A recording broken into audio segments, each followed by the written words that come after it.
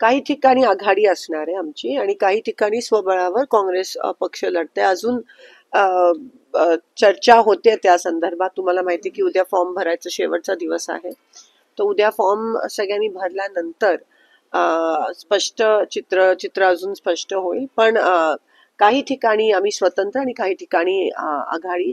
पंढरपूरमध्ये तीर्थक्षेत्र विकास आघाडी या माध्यमातून आम्ही सगळे एकत्रित येऊन लढत आहोत. प्रणिताताई भालके ह्या नगराध्यक्षपदासाठी लढत आहेत आणि आम्हाला पूर्णपणे खात्री आहे त्यांचं काम बघून, त्यांनी केलेले कष्ट बघून, नाना भालकेंचा एकंदरीत लोकांमध्ये अजून असणारा प्रतिसाद बघून, विधानसभेत जे काही झालं, जी एवढी मोठं मताधिक्य जे भगीरथ दादांना मिळालं काँग्रेसच्या माध्यमातून, तेव्हा ते लढलेले आणि आज इतर पक्ष पण आज आमच्या सोबत येत आहेत आणि म्हणून तीर्थक्षेत्र विकास आघाडी आम्ही सगळे एकत्र येऊन भाजपच्या विरोधात लढत आहोत.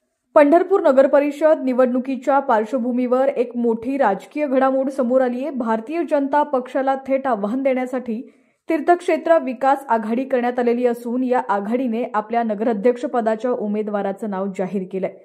पंढरपूरच्या राजकारणात भालके कुटुंबाचं वर्चस्व पुन्हा सिद्ध करण्याची तयारी या आघाडीने केली आहे.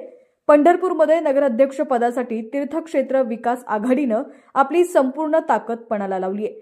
काँग्रेसचे खासदार प्रणिती शिंदे यांनी या महत्त्वाच्या जागेसाठी प्रणिताताई भालके यांच्या नावाची घोषणा केली आहे. नगराध्यक्ष पदासाठी प्रणिताताई भालके रिंगणात उतरलेल्या आहेत. ही आघाडी भाजपच्या विरोधात एकत्रितपणे लढणार आहे. स्वर्गीय भारतनाना भालके यांच्या कामाला लोकांकडून आजही मिळत असलेला प्रतिसाद पाहता विजयाची खात्री प्रणिती शिंदे यांनी व्यक्त केली आहे. तीर्थक्षेत्र विकास आघाडीच्या या घोषणेमुळे पंढरपूरमध्ये भाजप समोर मोठं आव्हान उभं राहिलंय.